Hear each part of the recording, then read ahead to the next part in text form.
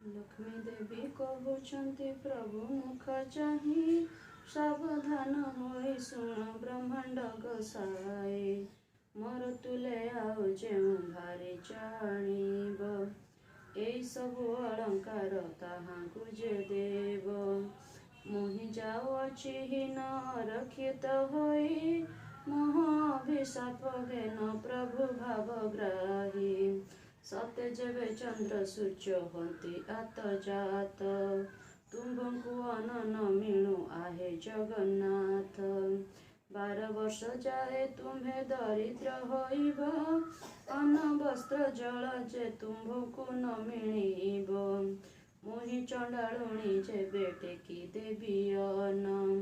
भोजन करिबे तेबे कालिया गंजन एते बोली लक्ष्मी देवी साप देई गले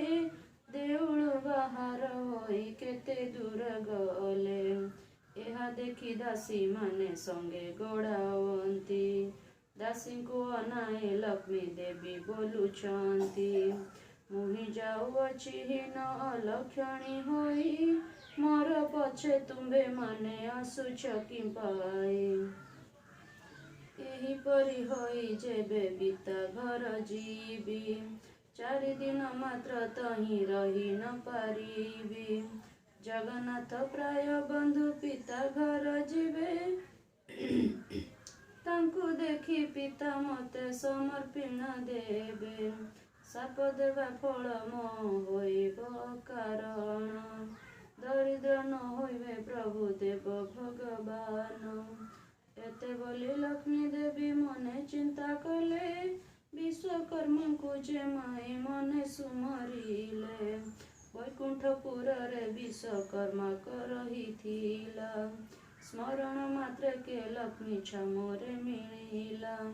किस आज्ञा हेउ मते लक्ष्मी महामाई सुनी आज्ञा देले विश्वकर्मा को जे चाहे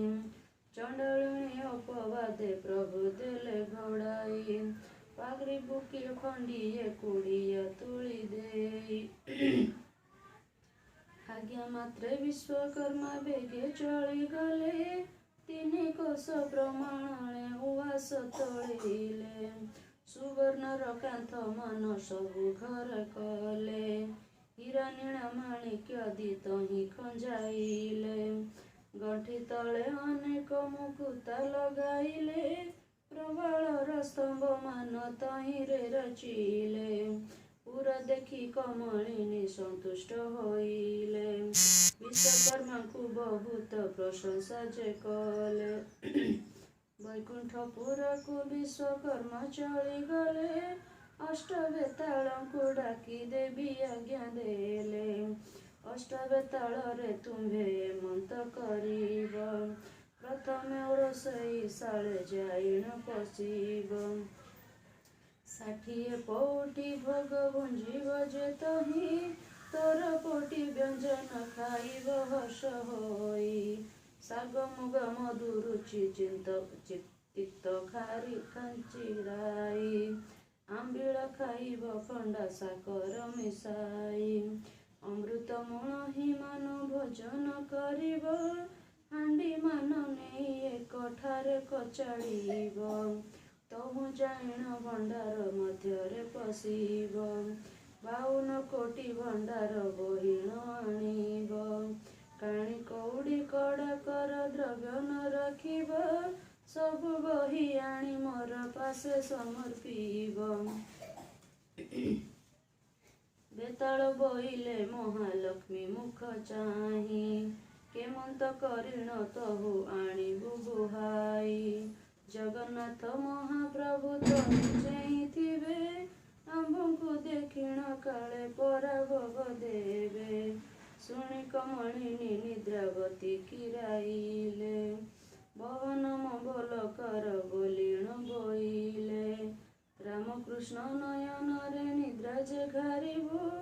काली बेल 2 घड़ी जाई न छाड़ीबु आज्ञा पाए निद्रावती शीघ्र चली गले रामकृष्ण नयन रे निद्रा जे घारिले पाकशाला रे बेताल प्रवेश होइले तही थिबा पाक द्रव्य समस्त खाइले हांडी मान सबु एक ठावे कचाड़िले भंडार घर रे अष्ट बेताल पशिले जेते द्रव्य पूर्ण होई रहिथिला तही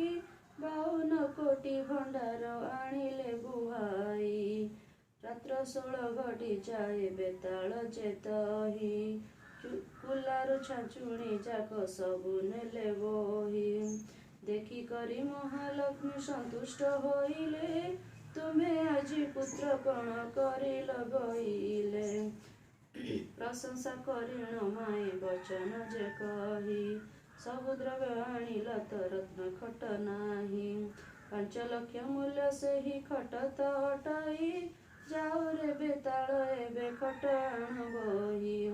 जेतेबेले जगन्नाथ दरिद्र होइबे रत्न खट बिकी करी दिन चलाइबे जेबे जगन्नाथ प्रभु मते न खोजिबे नारी को पुरुष माने आउ न लड़िबे मते घेनी प्रभु जेबे न करिबे घर कली जुगे नारी की जे न खोजिबे नर बेताल बोलुछंती ब्रह्मा मुख चाही